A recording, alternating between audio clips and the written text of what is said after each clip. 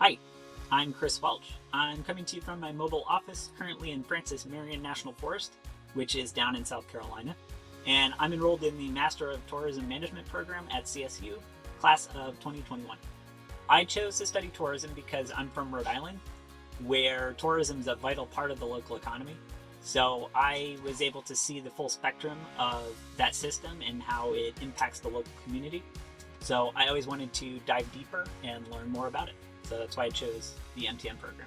The outdoors has always been where I've wanted to be in my off time, whether it's backpacking or canoeing or snowshoeing, biking, all that kind of thing.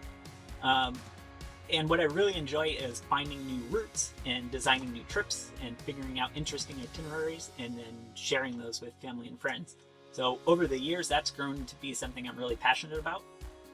And what I've found in all of my travels is nearly anywhere on the map has something really special and unique about it, and that's what I love to share with people. I chose CSU after researching a number of schools and programs, and the MTM program at Colorado State really spoke to me because it takes an outdoors, nature-based approach. So it looks at tourism holistically, at its impact to the community and the environment, not just its economic impact. So that was important to me. And Colorado's just a really cool state. I also knew I wanted to study online while traveling, and CSU has a really rock solid online learning program, so that was a big plus. And then finally, the veteran team at CSU is really great, so if you are trying to use your GI Bill or transition out of the military, they make it really simple. I was a sonar tech in the Navy doing anti-submarine warfare.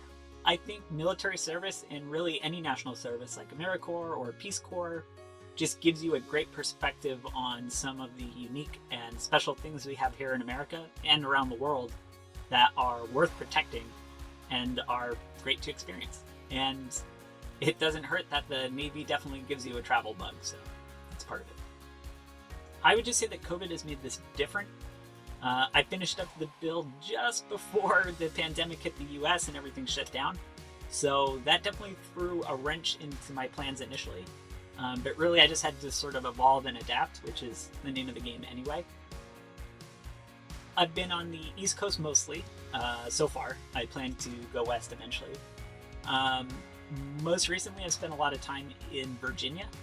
It's a big state with a variety of environments, everywhere from the estuaries in the Chesapeake Bay to the Civil War battlefields of Central Virginia to the Appalachian and Blue Ridge Mountains out west.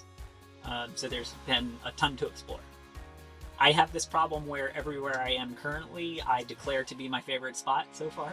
But if I had to choose, I would probably say Maine.